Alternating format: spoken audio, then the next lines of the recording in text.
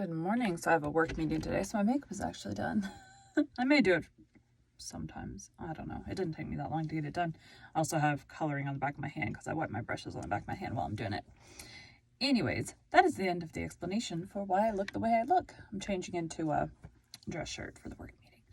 All right, so I was listening back through my, through chapter 17, which is what I had finished yesterday, and I was talking a lot fast, so we are going to slow it down a little bit. I'm not redoing those chapters. I'm just going to do better going forward.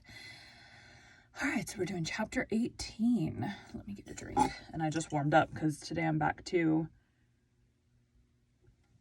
recording audiobook chapters, and I would like to not kill my voice, so we're warmed up. Chapter 18, Anne to the rescue. All things are great. Really? Chapter 18, Anne to the rescue. All things great are wound up with all things little. At first glance, it might not seem that the decision of a certain Canadian premier to include Prince Edward Island in a political tour could have much or anything to do with the fortunes of little Anne Shirley at Green Gables. But it had. It was a January the premier came to address his loyal supporters and such of his non-supporters as chose to be present at the monster mass meeting held in Charlottetown. Most of the Avonlea people were on Premier's side of politics. Hence, on the night of the meeting, nearly all the men and goodly proportion of the women had gone to town 30 miles away. Mrs. Rachel Lynde had gone too. Mrs. Rachel Lynde was a red-hot politician and couldn't have believed that the political rally could be carried through without her, although she was on the opposite side of politics. So she went to town and took her husband. Thomas would be useful in looking after the horse, and Marilla Cuthbert with her. Marilla had a sneaking interest in politics herself, and as she thought it might be her only chance to see a real-life premier, she promptly took it, leaving Anne and Matthew to keep house until her return the following day. Hence, why are we not voluming? We are muted. No, we are not. We are not. Why are we not talking? It's got the wrong setting. Dang it.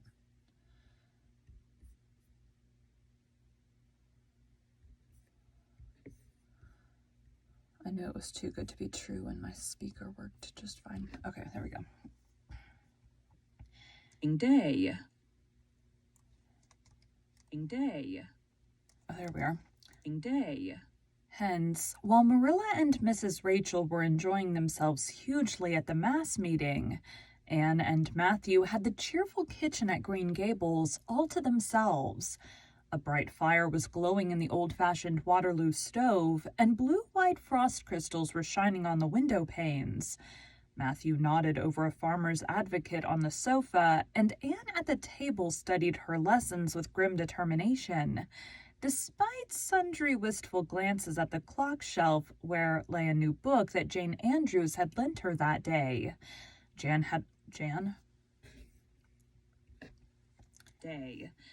Jane had assured her that it was warranted to produce any number of thrills, or words to that effect, and Anne's fingers tingled to reach out for it. But that would mean Gilbert Blythe's triumph on the morrow.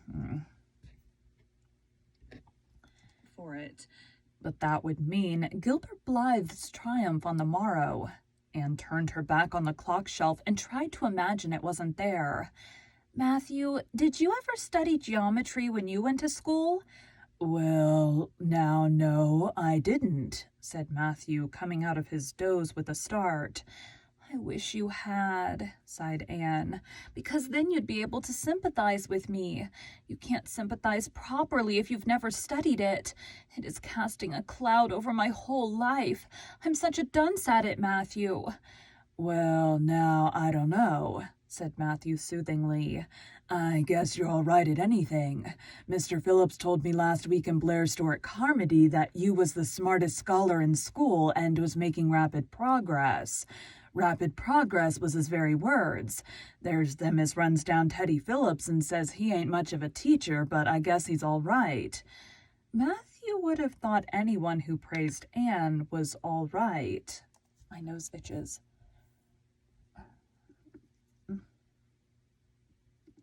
It's like just at the knee.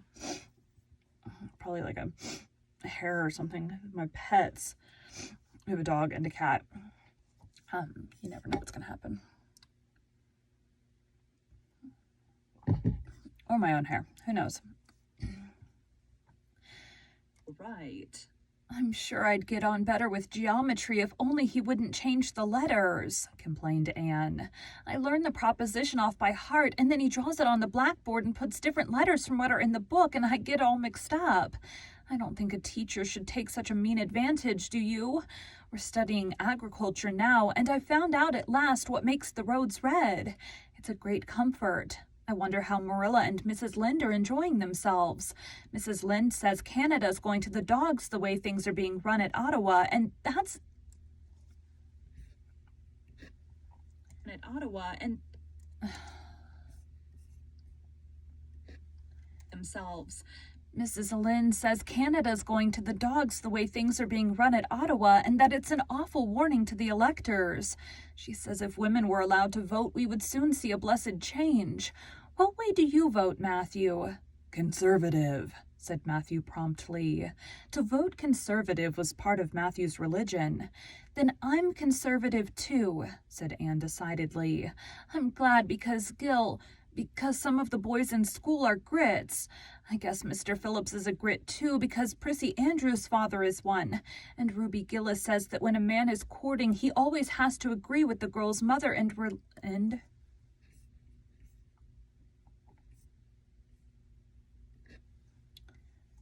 grits. I guess Mr. Phillips is a grit too because Prissy Andrews' father is one. And Ruby Gillis says that when one man is courting, he always has to agree with the girl's mother in religion and her father in politics. Is that true, Matthew? Well, now, I don't know, said Matthew. Did you ever go courting, Matthew? Well, now, no, I don't know as I ever did, said Matthew, who had certainly never thought of such a thing in his whole existence. Anne reflected with her chin in her hands. It must be rather interesting, don't you think, Matthew? Ruby Gillis says when she grows up she's going to have ever so many bows on the string and have them all crazy about her. But I think that would be too exciting. I'd rather have just one in his right mind. But Ruby Gillis knows a great deal about such matters because she has so many big sisters. And Mrs. Lynde says the Gillis girls have gone off like hotcakes. Mr. Phillips goes to see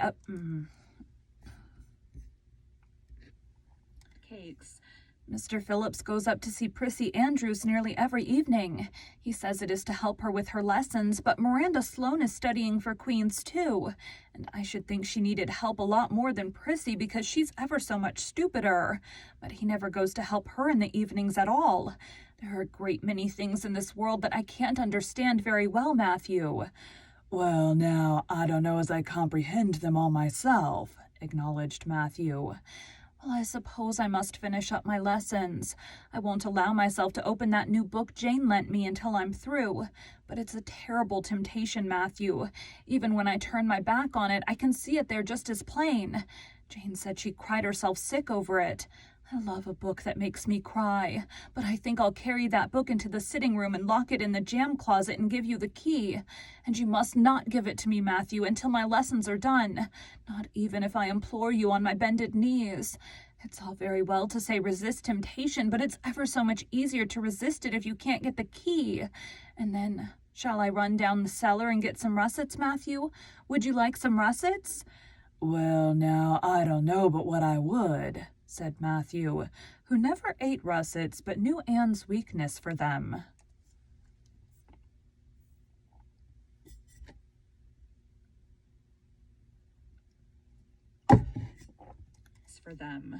Just as Anne emerged triumphantly from the cellar with her plate full of russets, came the sound of flying footsteps on the icy boardwalk outside.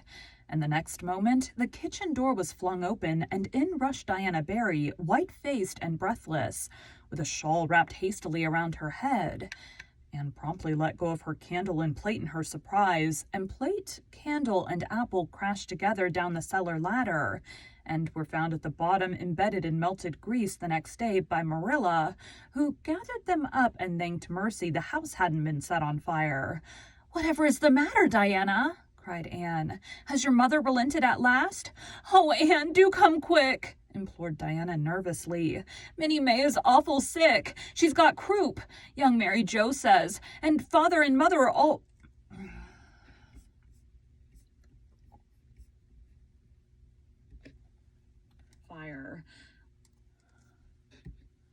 Fire. "Whatever is the matter, Diana?" cried Anne. "Has your mother relented at last?" "Oh, Anne, do come quick," implored Diana nervously. "Minnie May is awful sick. She's got croup, young Mary Joe says, and father and mother are away to town, and there's nobody to go for the doctor. Minnie May is awful bad, and young Mary Joe doesn't know what to do. And oh, Anne, I'm so scared." Matthew, without a word, reached out for cap and coat, slipped past Diana and away into the darkness of the yard. "He's gone to harness the sorrel mare to go to Carmody for the doctor," said Anne, who was hurrying on hood and jacket. "I know it as well as if he'd said so. Matthew and I are such kindred spirits I can read his thoughts without words at all." "I don't believe he'll find the doctor at Carmody," sobbed Diana. "I know that Mr. Blair went to town, and I guess Dr. Spencer would go too. Young Mary Joe—" I don't think I said Dr. Blair.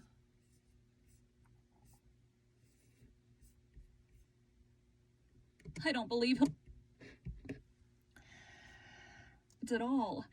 I don't believe he'll find the doctor at Carmody," sobbed Diana. "I know that Dr. Blair went to town, and I guess Dr. Spencer would go too. Young Mary Joe never saw anybody with croup, and Mrs. Lynde is away.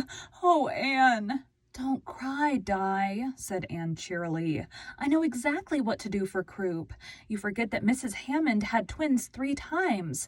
When you look after 3 pairs of twins, you naturally get a lot of experience. They all had croup regularly. Just wait till I get the ipecac bottle. You mayn't have any at your house. Come on now." The 2 little girls hastened out hand in hand and hurried through Lover's Lane and across the crusted field beyond, for the snow was too deep to go by the shorter woodway. Anne, although sincerely sorry for Minnie May, was far from being insensible to the romance of the situation, and to the sweetness of once more sharing that romance with a kindred spirit.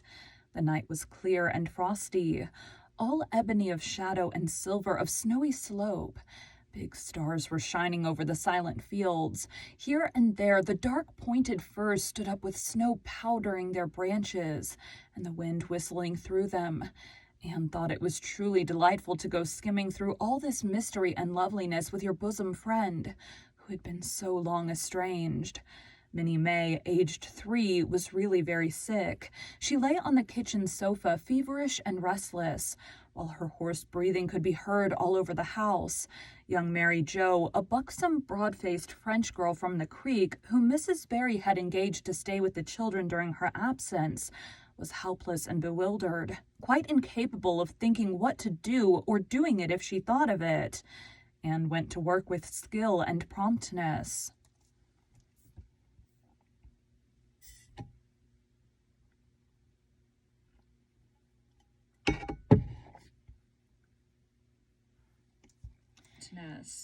"Minnie May has croup all right. She's pretty bad, but I've seen them worse. First, we must have lots of hot water. I declare, Diana, there isn't more than a couple... Minnie May has croup all right,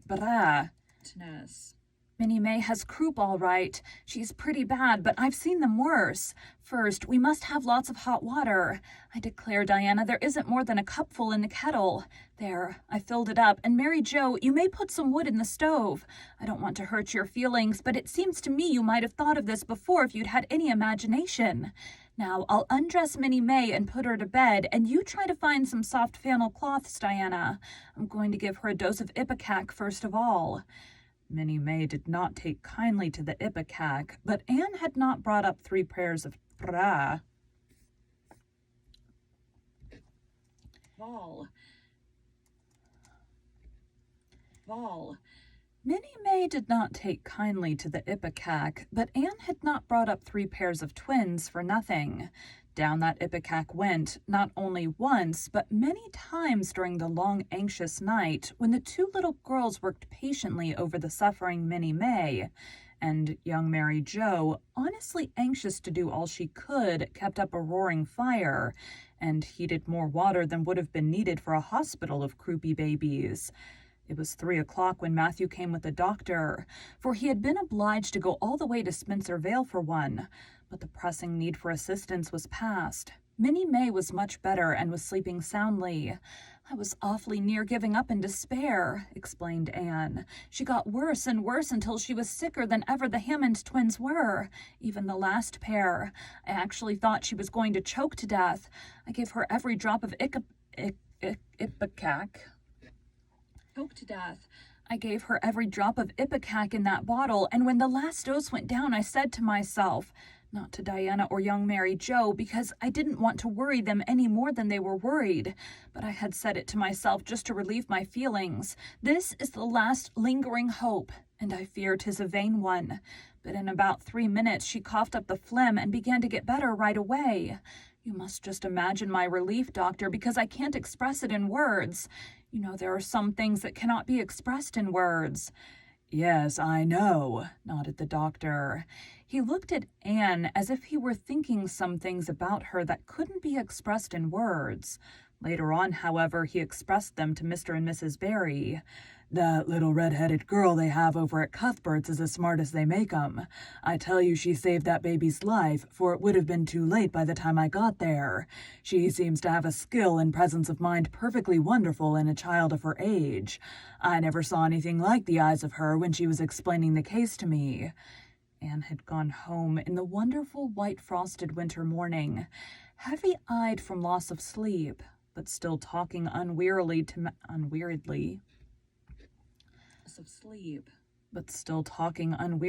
Matthew as they crossed the long white field and walked under the glittering fairy arch of the Lover's Lane maples. My hair's tickling me. Maples. "Oh, Matthew, it's a Maples. Oh, Matthew, isn't it a wonderful morning? The world looks like something God had just imagined for his own pleasure, doesn't it? Those trees look as if I could blow them away with a breath. Poof! I'm so glad I live in a world where there are white frosts, aren't you? And I'm so glad Mrs. Hammond had 3 pairs of twins after all. If she hadn't, I mightn't have known what to do for Minnie May. I'm really sorry I was ever cross with Mrs. Hammond for having twins. But oh, Matthew, I'm so sleepy. I can't go to school. I just know I couldn't keep my eyes open, and I'd be so stupid. But I hate to stay home for Gil. Some of the others will get head of the class, and it's so hard to get up again. Although, of course, the harder it is, the more satisfaction you have when you do get up, haven't you?" "Well, now, I guess you'll manage all right," said Matthew, looking at Anne's white little face and the dark shadows under her eyes. "You just go right to bed and have a good sleep. I'll do all the chores." Anne accordingly went to bed and slept so long and soundly that it was well on in the white and rosy winter afternoon when she awoke, and descended to the kitchen where Marilla, who had arrived home in the meantime, was sitting knitting. "Oh, did you see the premier?" exclaimed Anne at once. "What did he look like, Marilla?" "Well, he never got to be premier on account of his looks," said Marilla. "Such a nose as that man had, but he can speak. I was proud of being a conservative. Rachel Lynde, of course, being a liberal, had no use for him. Your dinner is in the oven. And you can get your... for him. Your dinner is in the oven, Anne, and you can get yourself some blue plum preserve out of the pantry. I guess you're hungry. Matthew's been telling me about last night. I must say it was fortunate you knew what to do. I wouldn't have had any idea myself, for I never saw a case of croup. There now, never mind talking till you've had your dinner. I can tell by the look of you that you're just full up with speeches, but they'll keep." Marilla had something to tell Anne, but she did not tell it just then, for she knew if she did, Anne's consequent excitement would lift her clear out of the region of such material matters as appetite or dinner. Not until Anne had finished her saucer of blue plums did Marilla say, Mrs.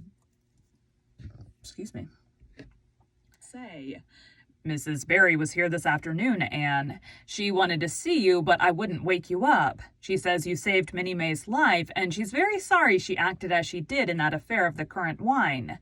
She says she knows now you didn't mean to set Diana drunk, and she hopes you'll forgive her and be good friends with Diana again. You're to go over this evening if you like, for Diana can't stir outside the door on account of a bad cold she caught last night. Now, Anne Shirley, for pity's sake, don't fly up in the air. The warning seemed not unnecessary. So uplifted and aerial was Anne's expression and attitude as she sprang to her feet, her face irradiated with the flame of her spirit. Oh, Marilla, can I go right now without washing my dishes? I'll wash them when I come back, but I cannot tie myself down to anything so unromantic as dishwashing at this thrilling moment. Yes, run along, said Marilla indulgently. Anne Shirley, are you crazy? Come back this instant and put something on you. I might as well call to the wind. She's gone without a cap or wrap. Look at her tearing through the orchard with her hair streaming. It'll be a mercy if she doesn't catch her death of cold.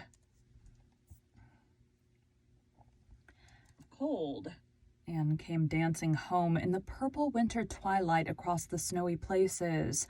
Afar in the southwest was the great shimmering, pearl-like sparkle of an evening star in a sky that was pale golden, and ethereal rose over gleaming white spaces and dark glens of spruce. The tinkles of sleigh bells among the snowy hills came like elfin chimes through the frosty air, but their music was not sweeter than the song in Anne's heart and on her lips. You see before you a perfectly happy person, Marilla, she announced. I'm perfectly happy. Yes, in spite of my red hair. Just at present, I have a soul above red hair.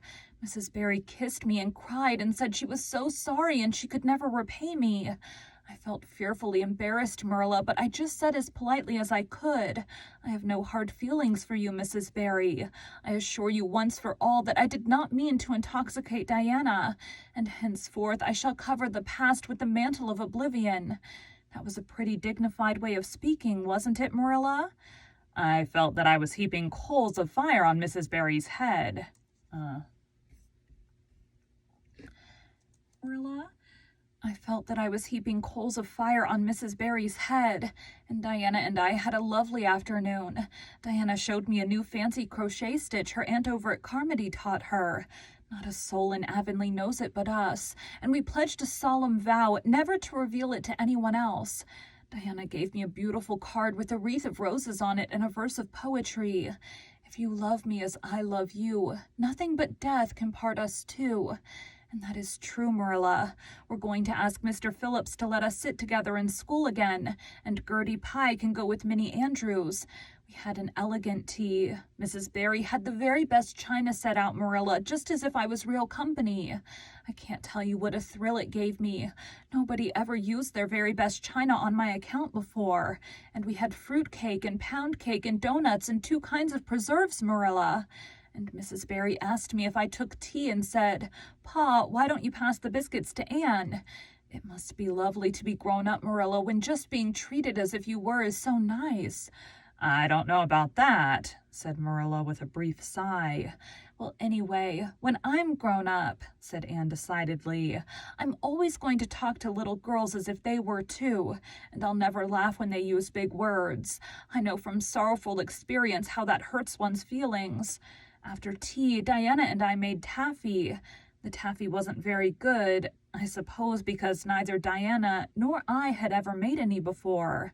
Diana left me to stir it while she buttered the plates, and I forgot and let it burn. And then when we set it out on the platform to cool, the cat walked over one plate, and that had to be thrown away. But the making of it was splendid fun. Then when I came home, Mrs. Barry asked me to come over as often as I could. And Diana stood at the window and threw kisses to me all the way down to Lover's Lane. I assure you, Marilla, that I feel like praying tonight, and I'm going to think out a special brand new prayer in honor of the occasion.